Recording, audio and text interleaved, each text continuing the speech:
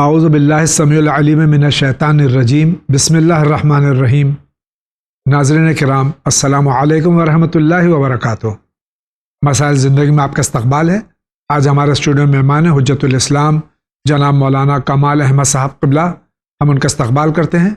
آغا السلام علیکم ورحمۃ اللہ وبرکاتہ۔ وعلیکم السلام ورحمۃ اللہ وبرکاتہ۔ آغا اس سے قبل کے یہ ایپیسوڈ شروع میں ناظرین کرام آپ سے یہ درخواست کروں گا، جو ہر ایپیسوڈ میں تقریباً کر رہا ہوں، کہ ماہ رمضان المبارک کی آمد ہے، التجا ہے، ریکویسٹ ہے کہ آپ اپنے مسائل جو ماہ مبارک کے سلسلے میں ہیں قبل از وقت ہم تک سوالات بھیج دیجئے، تاکہ علماء کرام اس کا جواب دے سکیں اور ہمارے ماہ مبارک کے جو اعمال ہیں وہ صحیح طریقے سے ہم عمل اس پر کر سکیں۔ جتنے مسائل ماہ مبارک کے سلسلے میں ہیں آپ اس کو جلد از جلد بھیجنے کی کوشش کریں۔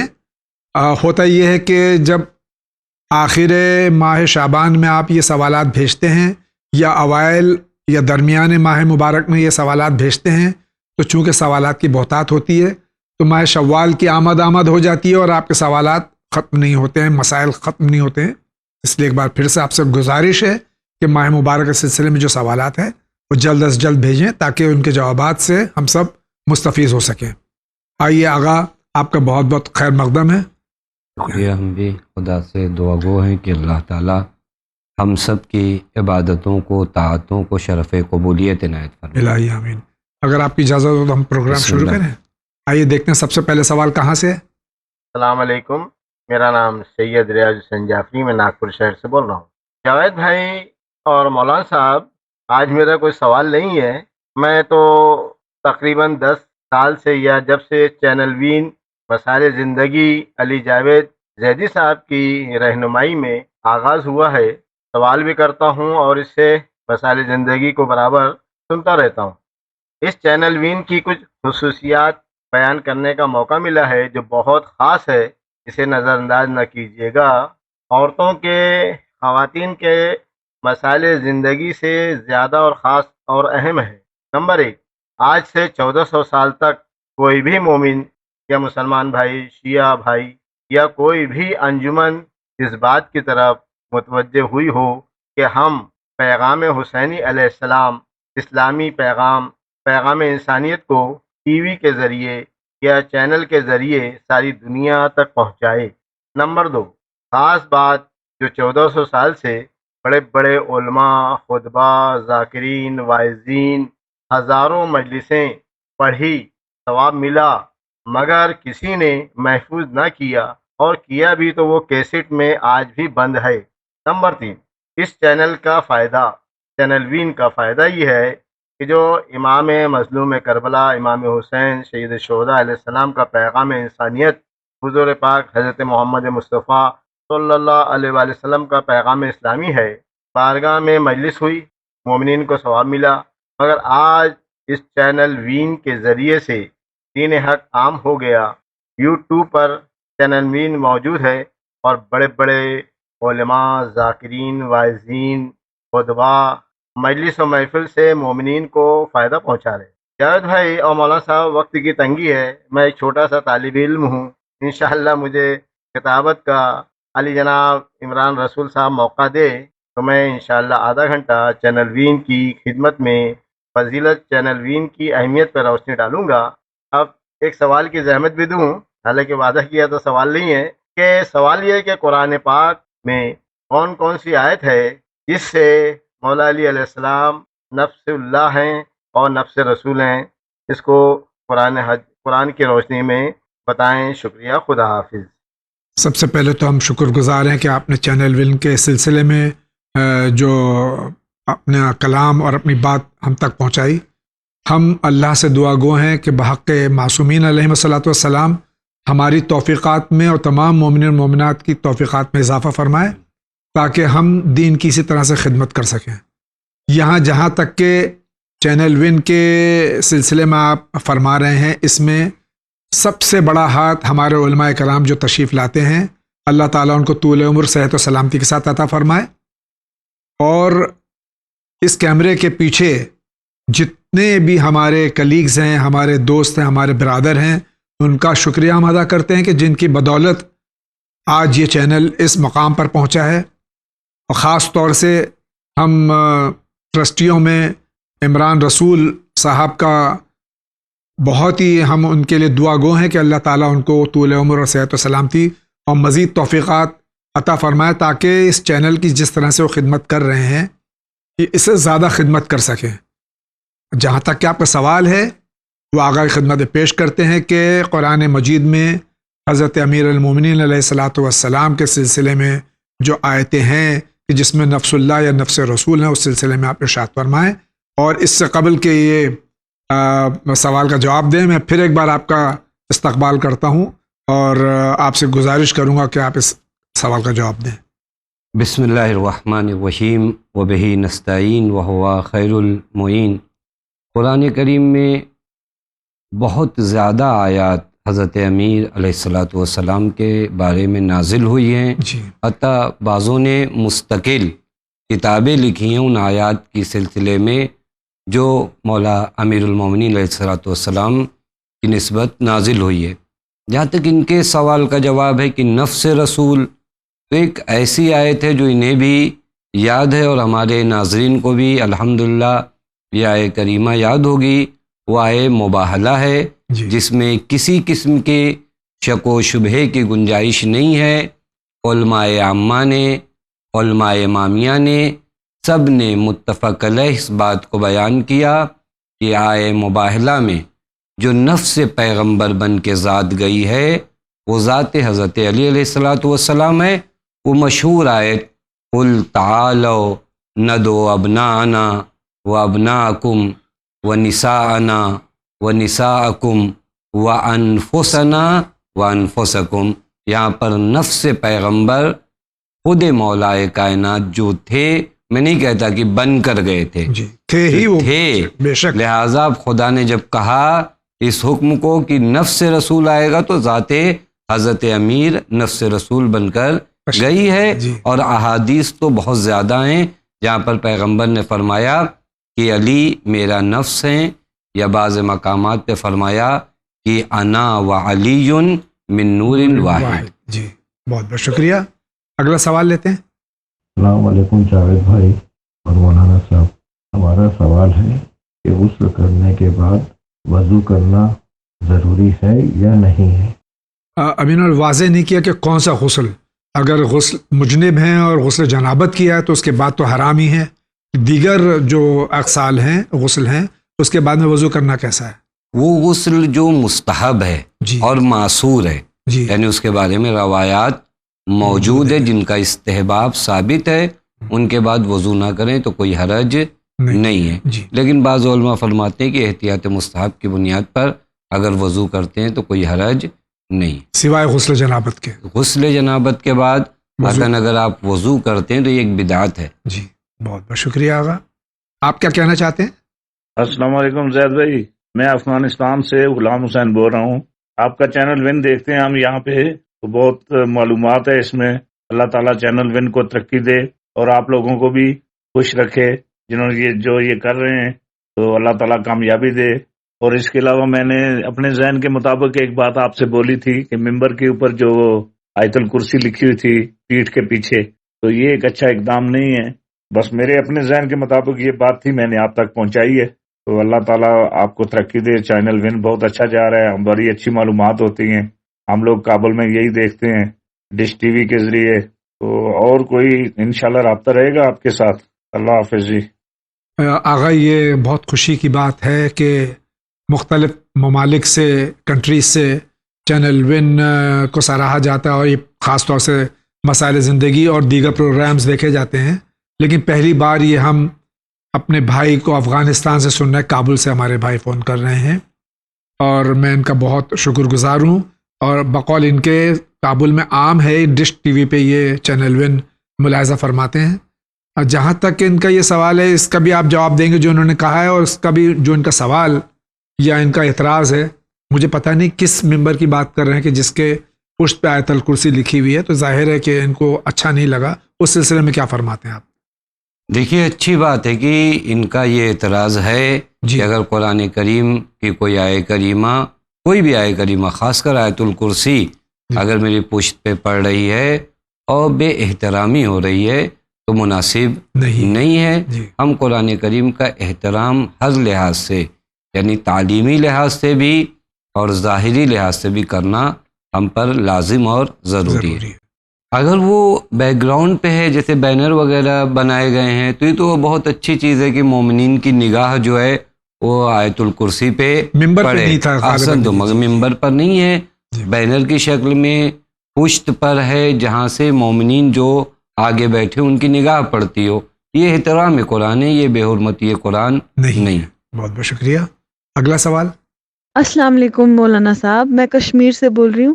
میرا آپ سے یہ سوال ہے کہ جب بچوں کو حفظ قرآن کراتے ہیں تو کیا ہم عربی سے ملتے جلتے اردو یا کشمیری لفظ کے ذریعے ان کو یاد کرا سکتے ہیں، جبکہ ان کے لفظ کا مطلب بالکل الگ ہو؟ جیسے کہ کشمیر میں ہم کل لفظ کشمیر میں پیڑ کے لیے استعمال کیا جاتا ہے. اس طریقے سے قرآن یاد کرانا جائز ہے؟ اس کی وضاحت کرے. خدا حافظ. حفظ قرآن یعنی ظاہر و عربی میں ہی ہونا چاہیے. ہم اپنے اردو میں یا کشمیری زبان میں جو تلفظ یا لہجہ ہے اس میں اگر یاد کریں تو وہ کیسا ہے؟ قرآن کریم کی آیات ہو اس میں رد و بدل کر کے یاد کرانا جائز نہیں ہے. اصل قرآن کریم کی کوئی آیت ہے، ہو سکتا ہے ویسے ہی لفظ آپ کی زبان میں بھی سیم کوئی لفظ وہ ہو. جو مثلا لفظ قل آپ کے یہاں کسی معنی میں بولا جاتا ہے، قرآن میں قل یعنی کہو، لیکن لفظ سیم ہے. تو اگر آپ چاہتے ہیں اس کو یاد کرانا تو کوئی حرج نہیں ہے. بہت بہت شکریہ. فرمائیے آپ کیا کہہ رہے ہیں؟ مولانا صاحب السلام علیکم. سرکار جاوید بھائی، مولانا صاحب آپ لوگ خیریت سے ہوں گے. میرا آپ کے درمیان سوال یہ ہے کہ ہم جو درود پڑھتے ہیں اللہم صلی علی محمد و آل محمد، یہ اس میں آل محمد میں 14 معصومین ہی آتے ہیں یا ائمہ معصومین کی کل اولادوں کو بھی یہ درود ہدیہ کرتے ہیں؟ ذرا اس کی وضاحت فرمائیے گا. میں محمد ظفر زیدی علی گڑھ سے بول رہا ہوں، آپ سے جواب کا مطمئن ہوں. اچھا سوال ہے کہ جب ہم درود بھیجتے ہیں تمام مسلمان اللہم صلی علی محمد و آل محمد، یہ آل محمد سے مراد کیا ہے؟ بہت ہی اچھا سوال ہے. میں حدیث امام معصوم سے اس کا جواب دوں تو زیادہ مناسب ہوگا. ایک راوی ہے، یعنی گویا یہ سوال اس زمانے میں بھی تھا. اس نے امام سے پوچھا، یعنی چھٹے امام سے پوچھا. قلت لابی عبداللہ علیہ السلام، راوی کہتا میں نے مولا سے پوچھا کہ ان نقول، مولا ہم یہ کہتے ہیں اللہم صلی علی محمد و آل محمد، فیقول قوم نحن آل محمد. جب ہم یہ کہتے ہیں تو ایک قوم یہ کہتی ہے کہ ہم آل محمد ہیں. تو اس وقت امام نے فرمایا کہ انما آل محمد من حرم اللہ عز وجل علی محمد نکاح. آل محمد سے مراد وہ افراد ہیں کہ جن سے نکاح پیغمبر کا حرام ہے. اب وہ کون لوگ ہوں گے؟ اولاد حضرت زہرا سلام اللہ علیہا. بہت بہت شکریہ. آگے بڑھتے ہیں. السلام علیکم مولانا صاحب، میں علی گڑھ سے شبینہ بول رہی ہوں. اپنی بیٹی کے لیے کچھ پوچھنا چاہتی ہوں کہ میری بیٹی کے دسمبر سے طبیعت ٹھیک نہیں ہے، اس کے لیور میں سوجن آ گئی تھی. اس کی ساری ٹیسٹ ہوئے ہیں، سب الٹرا ساؤنڈ ہوا، سب رپورٹ اس کی ٹھیک آئی ہیں، لیکن پھر بھی وہ کچھ کھا پی نہیں رہی ہے اور اس کے گھبراہٹ رہتی ہے شام کے ٹائم. اور مجھے بس یہ بتائیے کہ میں کیا کروں اس بچی کے لیے. ہم آپ کی بیٹی کے لیے اور تمام مرزہائے مومن و مومنات کے لیے دعا گو ہیں کہ بحق معصومین علیہ الصلوۃ والسلام اللہ ان کو جلد شفا عطا فرمائے. یقیناً یہ علاج کرا رہی ہیں اپنی بیٹی کا، لیکن اس کے باوجود جو یہ عارضہ بتا رہی ہیں اس سلسلے میں آپ کیا فرماتے ہیں؟ جی، بعض مقامات پہ ملتا ہے، بعض جگہوں پہ ملتا ہے کہ اگر نماز صبح کے بعد 40 دنوں تک اس دعا کی تلاوت فرمائیں.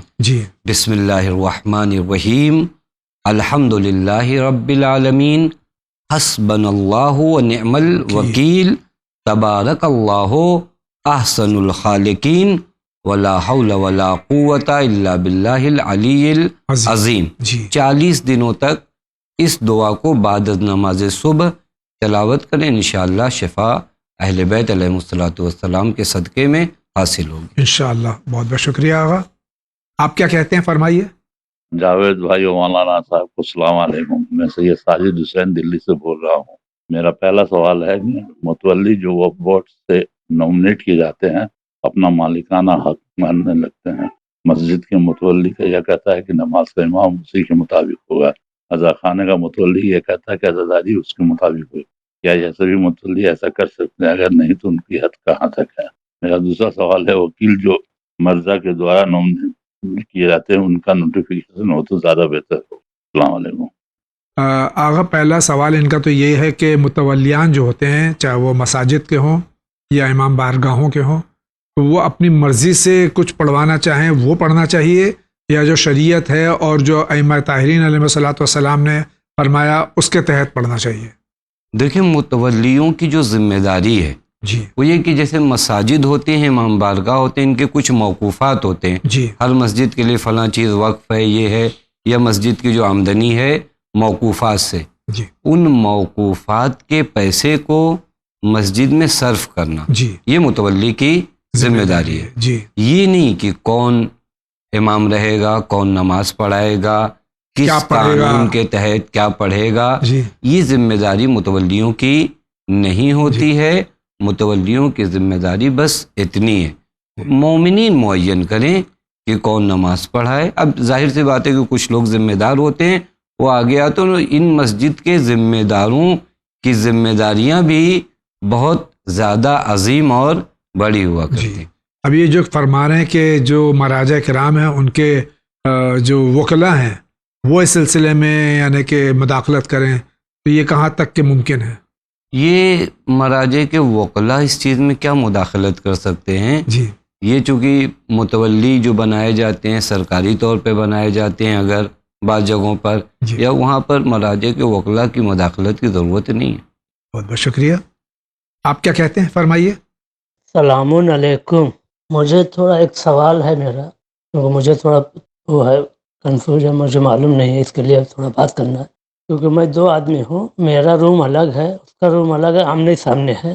پہلے کتا نہیں تھا، ابھی کتے لے کے آ گئے ہیں، تو دیکھ بھال وہ کرتا ہے، مگر حمام جو ہے ایک ہی آدمی کا، دونوں آدمی کا ایک ہی حمام ہے. تو اس میں کبھی کبھی وہ نہواتا ہے، دھلاتا ہے، سب کرتا ہے. اور وہ جو ٹوٹی ہے نا نل کا، وہ کبھی کبھی کتا میں دیکھا تبھی بول رہا ہوں، وہ کبھی کبھی ایسا چاٹتا رہتا ہے. تو اس کے لیے میں کیا کروں؟ مجھے یعنی بہت وہ ہے، میں پاک کیسا ہو پاؤں یا کیسا کروں؟ کیونکہ حمام میں وہ واشنگ مشین بھی ہے، تو ابھی وہ کتا جب نہواتا ہے تو چھڑکتا ہے تو پانی ادھر ادھر بھی جاتا ہے. تو اس سے میں کیسا کروں؟ میں اس کے بارے میں مجھے تھوڑا بات کرنا ہے. کمرے الگ الگ ہیں لیکن حمام ایک ہے، اس میں کتا داخل ہو جاتا ہے جو پالا ہوا ہے سامنے والے نے اور وہ نجس کر دیتا ہے چیزوں کو، یہ کیا کریں؟ یہ حمام جانے کے پہلے یعنی نہانے سے پہلے کوشش کرے کہ ان تمام چیزوں کو جو ہے پاک کر لیں، اس کے بعد نہا لیں. اس طرح ان کا کام آسان ہو سکتا ہے، اور اگر ممکن ہو تو ایسی جگہ کو بدل دیں اگر کرائے کا مکان ہو. بہت بہت شکریہ. آپ فرمائیے کیا کہہ رہے ہیں؟ السلام علیکم مولوی صاحب. میں کرناٹکا ساؤتھ انڈیا بنگلور سے ہوں.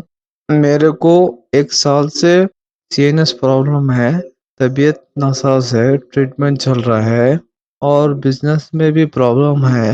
ڈاکٹر کا علاج چل رہا ہے بڑی ہاسپٹل میں، اور ابھی تک ٹریٹمنٹ چلنے کے باوجود بھی ٹھیک بھی نہیں پا رہا ہوں، اور بزنس میں بھی روزی روٹی کے لیے بھی پریشان ہوں. سال کے پہلے میرا الحمدللہ بزنس بھی اچھا چل رہا تھا اور میری طبیعت بھی اچھی تھی. ابھی پتہ نہیں میری طبیعت بھی ناساز ہے اور بزنس میں پرابلم ہے. حل کے لیے کچھ راستہ دکھائیے مولانا. ہمارے بھائی علاج بھی کر رہے ہیں، اپنا بیمار ہیں، یقیناً جب بیمار ہیں تو اس وجہ سے بزنس بھی ڈاؤن ہے، اس میں کچھ نہیں کر پا رہے ہوں، اس وجہ سے بزنس شاید ڈاؤن ہے. اس سلسلے میں کوئی وظیفہ چاہتے ہیں؟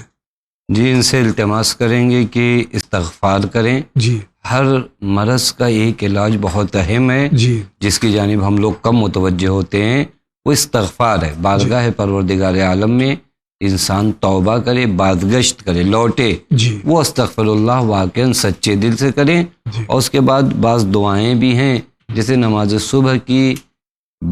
صبح کے بعد اس دعا کو جہاں تک ہو سکے ریپیٹ کریں. اللہم اغننی بحلالک ان حوامک و بفضلک امن سواک. اس دعا کی اگر تکرار اور ریپیٹ کریں گے انشاءاللہ خدا محمد و آل محمد کے صدقے میں ان کی حاجتوں کو پوری کرے انشاءاللہ. ان کا سوال بھی سنتے ہیں. کیا ہے؟ السلام علیکم مولانا صاحب، میں سکینہ حسین لکھنؤ سے اتر پردیش سے بول رہی ہوں.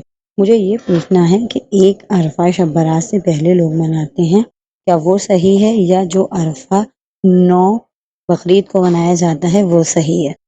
دیکھیے ہمارے پاس عرفہ ہی ایک ہے، جی وہ ہے 9 ذی الحج کو، جی جو روایات میں بھی اور نہایت اہم دن ہے. بے شک. جی. یعنی حتیٰ بعض روایات میں میں نے دیکھا کہ امام سید سجاد علیہ الصلاۃ والسلام نے روز عرفہ ایک فقیر کو بھیک مانگتے ہوئے دیکھا تو مولا نے فرمایا کہ آج کے دن تم مخلوق سے مانگ رہے ہو، یعنی آج کا دن اتنا معتبر ہے کہ آج کے دن صرف خالق سے مانگو.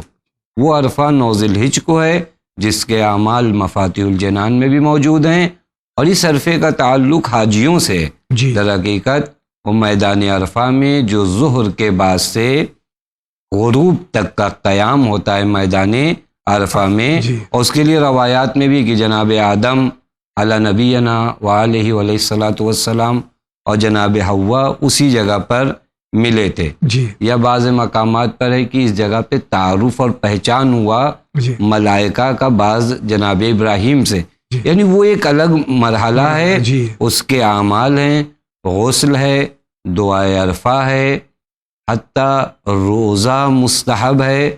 وہ مشہور دعا، وہ تاریخی دعا جو سرکار سید الشہداء کی ہے، وہ اسی دن کے لیے مروی ہے، تو وہ روز عرفہ ہے. جی. اس عرفہ کے بارے میں آج تک ہم نے یہ پاکی کہیں کتاب پر کی ایجاد ہو سکتی ہے، جی تو اس طرح کا کوئی لفظ عرفہ ان دنوں کے لیے نہیں آیا. اگر ہم اپنے مرحومین کو ایصال ثواب کرتے ہیں، یہ ایک دوسرا مرحلہ ہے، وہ آپ کسی دن بھی کر سکتے ہیں. بہت بہت شکریہ. آگے بڑھتے ہیں. سر میرا کوشچن یہ ہے کہ جیسے اسلام میں ٹوٹل 25 پروفٹس ہیں، ان میں سے 24 جو حضرت عیسیٰ مسیح ہیں، جیسے یہ 24 حضرت عیسیٰ مسیح اسلام میں آتے ہیں قرآن شریف میں، تھوڑا اس کے بارے میں آپ ایکسپلین کریں گے پلیز؟ اسلام میں 25 نبی نہیں، 1,24,000 انبیاء علیہ الصلوۃ والسلام ہیں. 1,24,000 جس میں کہ پہلے حضرت آدم علیہ نبینا علیہ الصلوۃ والسلام اور آخر میں حضرت محمد مصطفیٰ صلی اللہ علیہ وآلہ وسلم. ان کا سوال یہ ہے کہ جو 25 نبیوں کے نام تقریباً پائے جاتے ہیں، اس میں 24واں نام حضرت عیسیٰ علیہ نبینا علیہ الصلوۃ والسلام کا اس سلسلے میں دریافت فرما رہے ہیں. جی، یعنی وہ تعداد جو آپ نے بیان کیا 1,24,000 انبیاء ہیں، ان میں بھی بعض جو ہے اولو العزم انبیاء ہیں جو 5 ہیں، اور جو نام کی بات ہے وہ 25 انبیاء کے نام موجود ہیں.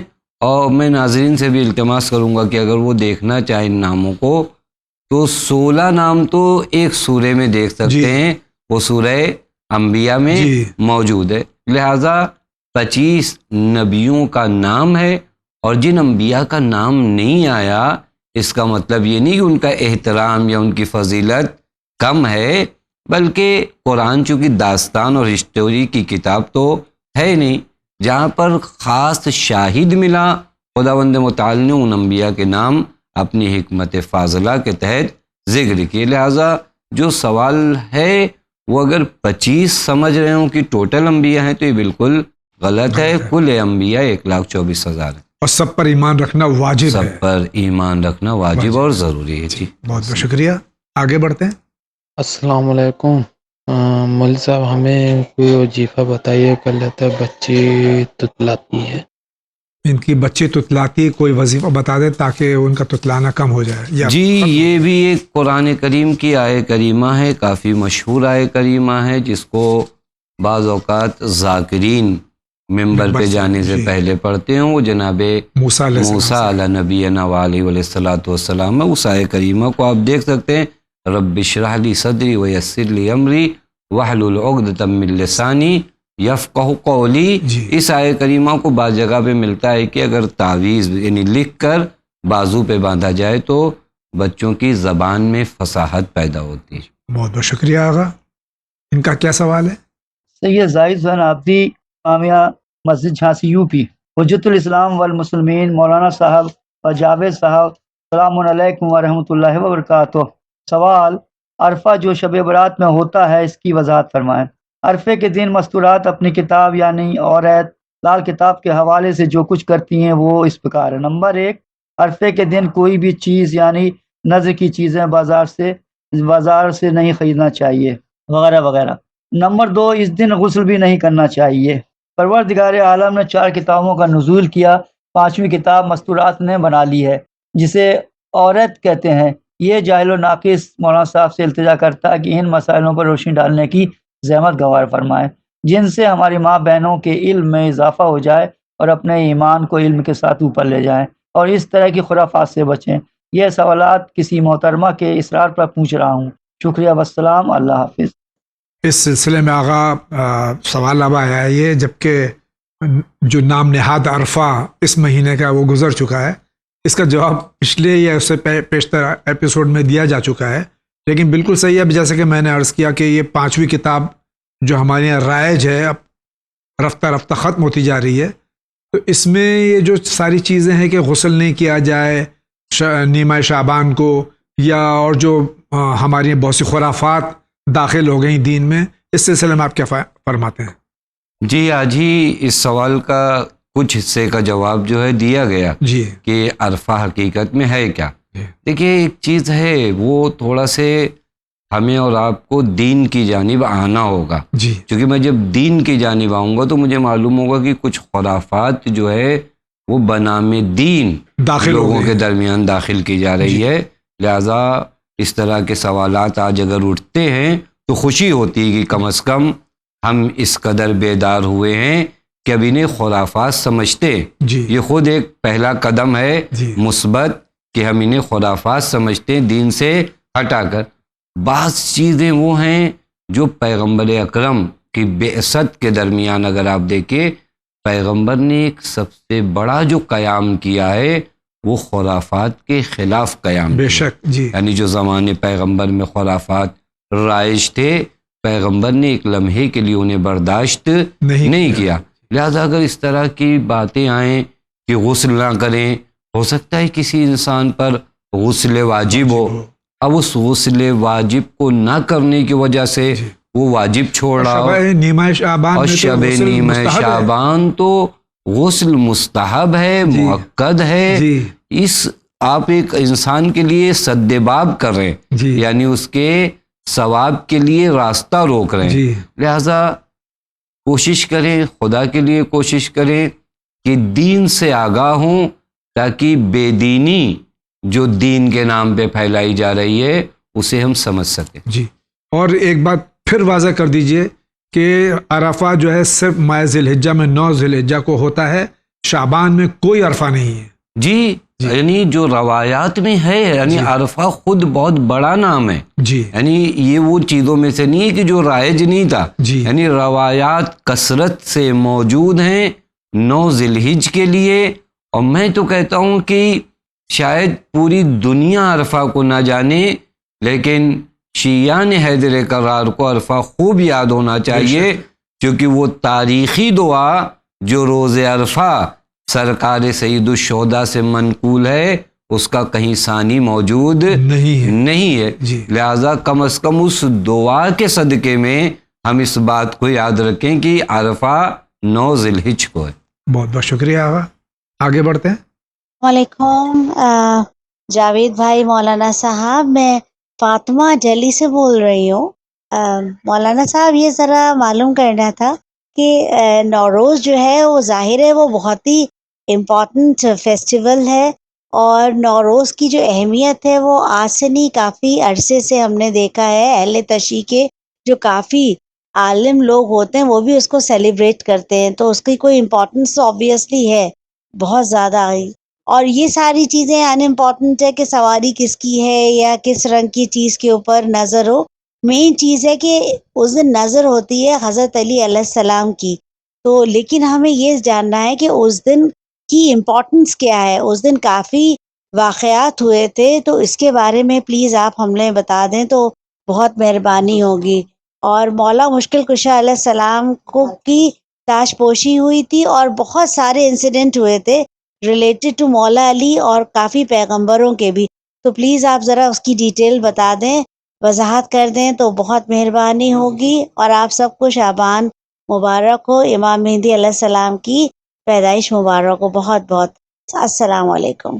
یہ جو نوروز کے سلسلے میں بہن کا سوال ہے، اس کا کیا جواب ہے؟ جی، نوروز کے سلسلے میں روایات کثرت سے موجود ہیں. جی. ایک روایت ہے مولا ابن خنیس، جی، جو امام جعفر صادق علیہ السلام کے شاگرد ہیں، شاگرد اور اصحاب میں سے ہیں. جی. انہوں نے آ کر مولا سے دریافت کیا، جی. تو مولا نے وہاں پر نوروز کے دن کی کچھ خصوصیات بیان فرمائی. جی. ان میں سے چند خصوصیات یہ ہے کہ مولا نے فرمایا کہ اس دن خداوند متعال نے لوگوں سے عہد و میثاق لیا جی. کہ وہ میرے علاوہ کسی اور کی پرستش نہ کریں، اور اس دن خدا نے محمد و آل محمد کی ولایت کا میثاق لیا. جی. یعنی یہ نوروز کا جی. دن.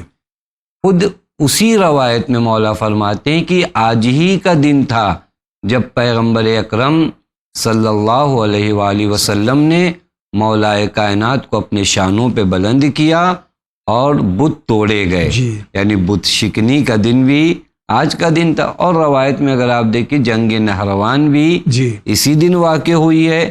حتیٰ اس روایت میں جو مولا ابن خنیس سے امام نے فرمایا کہ کوہ جودی پر کشتی جناب نوح کا قیام بھی اسی دن ہوا. اس طرح کی روایات میں اس دن کے جو اہم اور نازک اور بہت مہم پہلو ہیں وہ موجود ہیں. اور بہن نے خود بھی کہا کہ بہترین چیز ہے کہ ہم اس دن مولا کائنات کی نظر کرائیں. دیگر وہ چیزیں کہ وہ سواریاں اور وہ رنگ وہ ثابت نہیں ہے روایات سے، لہذا ان کی جانب توجہ کرنے کی ضرورت نہیں ہے. گویا آپ اس روز کو روز ولایت کی طرح منائیے. جی، بہت بہت شکریہ آغا. آپ فرمائیے، آپ کیا کہہ رہے ہیں؟ السلام علیکم، میں احمد آباد سے ذاکر حسین بول رہا ہوں. میرے کو نماز میں پڑھتا ہوں تو سجدہ ہاتھ میں لے کے پڑھتا ہوں، تکلیف ہے تو وہ نماز میری قبول ہوئے گی کہ نہیں؟ معذور ہیں، سجدہ نہیں کر پاتے ہیں، تو ہاتھ میں سجدہ کا لے کے اگر جھک کے سجدہ کر لیتے ہیں تو یہ کیا کافی ہے؟ کافی ہے جی، اللہ تعالیٰ قبول کرے گا. اگر چاہتا ہے یہاں تک کہ آپ اس سجدے کو ہاتھ بھی نہیں لے سکتے اور اس کنڈیشن میں کہ فقط اشارے سے سجدہ کر سکتے ہیں تو اتنا کافی. بہت بہت شکریہ. آگے بڑھتے ہیں. السلام علیکم رحمۃ اللہ وبرکاتہ. جناب، میں کرناٹکا سے بول رہی ہوں. میرا یہ سوال ہے کہ گزارش کرتی ہوں کہ میرے سوال کا جواب دے دیں آپ. کیا اللہ تعالیٰ کی نظروں میں ہم کسی کو مدد کرنا کیا گناہ ہے؟ کسی کو بھی ہم مدد کریں، ہر ایک انسان ہم کو تکلیف دیتا ہے. جس انسان سے ہم حد سے زیادہ انسانیت دکھائے وہی انسان ہم کو آنسو دیتا ہے، جھوٹا الزام دیتے ہیں. کیا نیکی کرنا گناہ ہے؟ کسی کو مدد کرنا گناہ ہے؟ کیا ہماری تقدیر ہی خراب ہے؟ پلیز آپ اس سوال کا جواب دیجیے. ہم کسی پہ احسان کرتے ہیں، وہ شر پیدا کرتا ہے. بہن کا سوال یہ ہے. دیکھیے، گھبرانے کی ضرورت نہیں ہے. میں آپ سے التماس کروں گا کہ آپ کا اجر ایک ایسی جگہ پر محفوظ ہے جہاں سے ضائع نہیں ہوگا. جی بے شک. اور وہ اجر عند اللہ ہے. خود قرآن کریم کہتے ہیں ان اللہ لا نضیع اجر المحسنین. ہم محسنین کا اجر ضائع نہیں کرتے.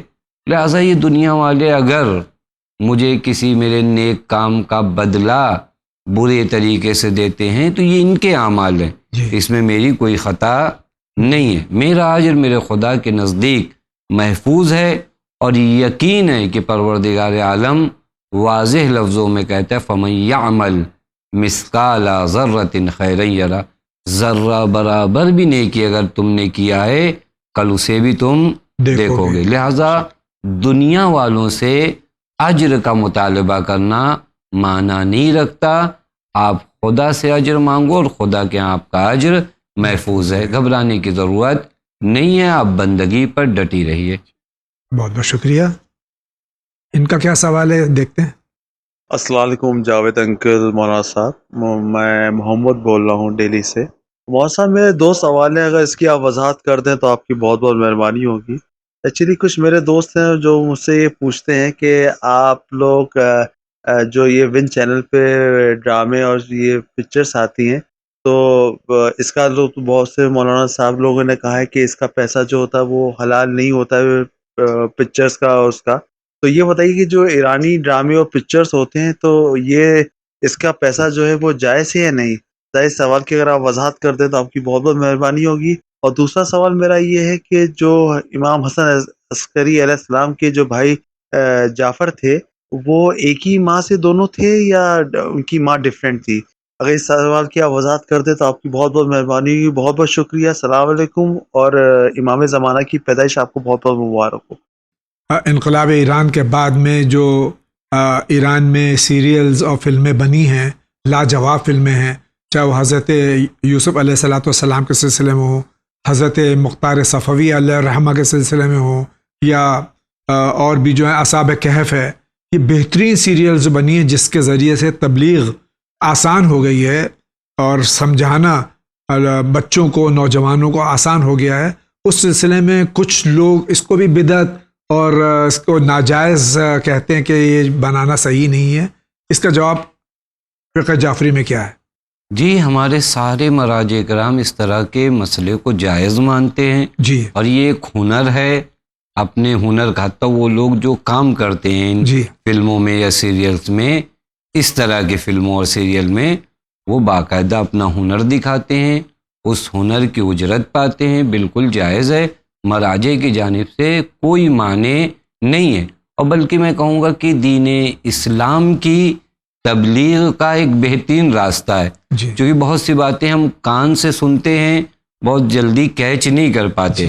بعض مناظر کو میں اپنی آنکھوں سے دیکھتا ہوں تو بہت جلدی میرے لیے ان مناظر کو سمجھنا آسان ہو جاتا ہے. جیسا کہ ہمارے بچے بھی اس بات کو دیکھ رہے ہوں گے کہ اب جناب مختار کا جو سیریل ان کے عنوان سے بنا، آج لوگوں کو ہسٹری یاد ہو گئی. یا اسی طرح امام علی علیہ الصلوۃ والسلام کا سیریل بنا، وہ ہسٹری یاد ہو گئی. یہ بہترین قدم ہے. اللہ تعالیٰ سے دعا گو ہیں کہ ہم اور زیادہ تاریخ اسلام کو پردوں تک لے آئیں. دوسرا سوال یہ ہے کہ حضرت امام حسن عسکری علیہ الصلوۃ والسلام کے ایک بھائی جو تھے حضرت جعفر، ان کے بارے میں یہ پوچھ رہے ہیں کہ ان کی والدہ الگ تھی یا سیم والدہ تھی؟ جی، اس کے بارے میں بھی دو طرح سے ملتا ہے. بعض علماء میں نے دیکھا، علامہ سید محمد تاج الدین علی ابن احمد حسینی عاملی نے التتمہ فی تواریخ الائمہ میں نقل کیا ہے کہ امام علیہ الصلوۃ والسلام اور یعنی امام حسن عسکری علیہ الصلوۃ والسلام و جعفر ایک ہی ماں سے تھے.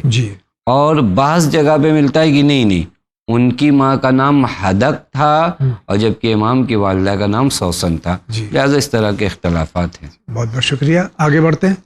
السلام علیکم مولانا صاحب، جاوید بھائی، میں فاطمہ جلی سے بول رہی ہوں. آپ سے ایک سوال ہے کہ مسلمانوں کو بہت زیادہ یہ غلط فہمی ہے کہ ہم ہر حال میں جنت میں جائیں گے، لیکن جہاں تک ہم نے پڑھا ہے، قرآن کو سمجھا ہے، بے شک اللہ رحمان و رحیم ہے، لیکن اعمال کی بیسس پہ، کیریکٹر اعمال کی بیسس پہ ہوگا اور تقوی کی بیسس پہ ہوگا کہ جس کے اچھے اعمال ہوں گے وہ جنت میں جائے گا. اور اس کے بارے میں ذرا سا کس آیت میں لکھا ہے قرآن کی، آپ پلیز ذرا بتائیں. کہیں کیا لکھا ہوا ہے، یہ چیز موجود ہے کہ سارے مسلمان جو ہیں وہ جنت میں جائیں گے؟ ایسا خدا کا وعدہ کس آیت میں ہے؟ پلیز آپ ضرور بتا دیں. یہ بہت امپورٹنٹ سوال ہے. کافی مسلمز کو اگر مس انڈرسٹینڈنگ ہے تو وہ کلیئر ہونا چاہیے کہ جنت اور جہنم کا جو تصور ہے وہ جسٹس پہ ہوگا اور کیریکٹر پہ ہوگا اور اعمال پہ ہوگا.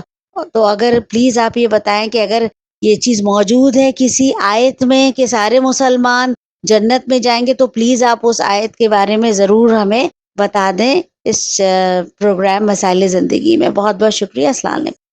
یہ بہن فرما رہی ہیں کہ کچھ مسلمانوں کا عقیدہ ہے کہ سارے مسلمان جنت میں جائیں گے، جبکہ ان کا کہنا ہے کہ صرف اعمال کے ساتھ میں کیا پہلے عقیدہ اور اعمال یہ دونوں اگر ہوں تو جائے گا جنت میں؟ جی، عقیدہ تو بیس ہے. پھر اس کے بعد عقیدہ جتنا محکم ہوگا اعمال اتنے اچھے ہوں گے. حتیٰ بعض لوگ جو کہتے ہیں کہ نہیں عقیدہ صحیح ہونا چاہیے اعمال کیسا بھی ہو، یہ بھی نہیں ہو سکتا سوال ہی کیونکہ جیسے ہی آپ کا عقیدہ اچھا ہوگا آپ کے اعمال کیا ہوں گے، اچھے ہوں گے. جی تو جو فرمانے تو لہٰذا اہم چیز بیس ہے، بنیاد ہے، وہ نام ہے عقیدہ. اب اس عقیدے پر آپ کے اعمال کی عمارت کھڑی ہوتی ہے. جی اگر وہ بیس ہی نہ ہو تو وہ اعمال کی عمارت کھڑی نہیں ہوتی. لیکن ان کا اگر یہ سوال پوچھنے کا مقصد یہ ہے کہ لوگوں کے ذہن میں یہ کہ میں کچھ بھی کروں اور جنت میں جاؤں، تو ایسا ہرگز نہیں ہے. قرآن کریم صاف لفظوں میں ارشاد فرماتا ہے وَمَن يَعْمَلْ مِثْقَالَ ذَرَّةٍ خَيْرًا يَرَهُ وَمَن يَعْمَلْ مِثْقَالَ ذَرَّةٍ شَرًّا يَرَهُ. یا تک جنت میں جانے والوں کے لیے جو قرآن کنڈیشن بتاتا ہے سورہ نازعات میں آیت نمبر 40 اور 41 میں واضح طور پر ہے وَأَمَّا مَنْ خَافَ مَقَامَ رَبِّهِ وَنَهَى النَّفْسَ عَنِ الْهَوَىٰ. وہ جو اپنے پروردگار عالم سے خوف کھاتا ہے، یعنی مقام ربوبیت کو نظر میں رکھ کے اور ہوائے نفس سے اپنے آپ کو بچاتا ہے. فَإِنَّ الْجَنَّةَ هِيَ الْمَأْوَىٰ. اب جنت اس کی منزل ہے. بے شک جی. بس جنت یوں ہی نہیں ہے جی. یا حتیٰ اگر یہ اور بھی آیات کریمہ دیکھنا چاہیں تو سورہ توبہ کی آیت نمبر 100 ہے. لہذا کسی کے وہم و خیال میں یہ طے ہے کہ میرے اعمال کیسے بھی ہوں آخر کار فضل خدا شامل حال ہوگا. جی. وگرنہ ہمارے اعمال تو ایسے ہیں کہ جو ہم نے نماز بھی پڑھی ہے اس کی حقیقت ہمیں معلوم ہے کہ ہم نے کیسی نماز پڑھی ہے. لیکن یہ کہ خدا کی عدالت پہ حرف آ جائے میں جو کچھ کروں اللہ تعالیٰ مجھے جنت میں بھیجے، تو پھر اتنے انبیاء بھیجنے کا کوئی معنی نہیں تھا، ائمہ علیہم الصلاۃ والسلام کو بھیجنے کا کوئی معنی نہیں تھا اگر یوں ہی سب کو جنت میں جانا ہوتا. بہت بہت شکریہ. آگے بڑھتے ہیں. مقدمے کے بارے میں اللہ سے دعا کرنا کہ اللہ تعالیٰ ہمارا یہ جو ناجائز مقدمہ کر رکھا ہماری بہو نے ہمارے بیٹے کے اوپر، اللہ اس کا مقدمہ بری ہو جائے. بقول ان کے بیٹے پہ ناجائز مقدمہ دائر کیا ہوا ہے. ہم دعا گو ہیں کہ اللہ تعالیٰ اگر یہ حق پہ ہیں تو اللہ تعالیٰ ان کو اس مقدمے سے ان کے بیٹے کو آپ دعا فرما دیجیے. اللہ تعالیٰ تمام وہ اسرا، تمام وہ لوگ جو بلا جرم و خطا قید میں ہیں ان سب کو آزادی نصیب فرمائے. الہی آمین. آگے بڑھتے ہیں. السلام علیکم، میں گوا سے بول رہی ہوں. دودھ میں برکت آنے کے لیے کوئی آیت یا دعا ہے؟ یہ غالباً اپنے بچے کو شیر پلاتی ہیں، اس میں برکت کے لیے کوئی دعا بتا دیجیے. اس سورہ بقرہ میں آیت نمبر 74 جی. اس آیت کریمہ کو لکھ کر زعفران سے لکھیں اور پی لیں، انشاءاللہ جو ہے خدا شفا. بہت بہت شکریہ. آگے بڑھتے ہیں. السلام علیکم مولانا صاحب. السلام علیکم جاوید بھائی.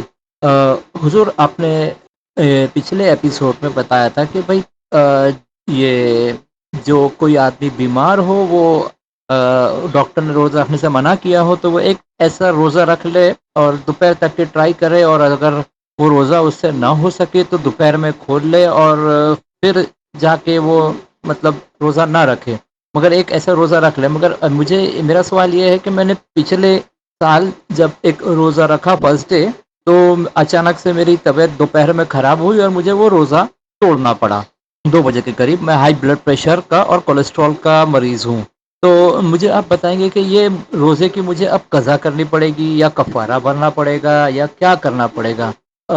تو ذرا پلیز اس کی وضاحت کر دیجئے. خدا حافظ. ظاہر ہے کہ بیماری اگر طول پکڑے، روزہ رکھا ہے انسان نے ماہ مبارک رمضان کا اور دوپہر یا شام کے وقت افطار سے پہلے روزہ توڑنا پڑ جائے اور اگلے سال تک وہ اس قابل نہ ہو کہ وہ روزے کو قضا کر سکے، اس کے لیے کیا حکم ہے؟ اس کے لیے وہی اگر ادا کر سکتا ہو، یعنی قضا اگر کر سکتا ہو، لیکن یہاں فرض مسئلہ یہ ہے کہ اگلے سال تک وہ بیماری قائم رہی ہے تو 750 گرام جو ہے اناج یعنی گندم جو یہ فقیر کو دے دے کافی. ناظرین کرام اسی کے ساتھ جا رہے ہیں بہت ہی مختصر سے بریک پہ، لیکن آپ کہیں نہیں جائیے، ابھی حاضر ہوتے ہیں.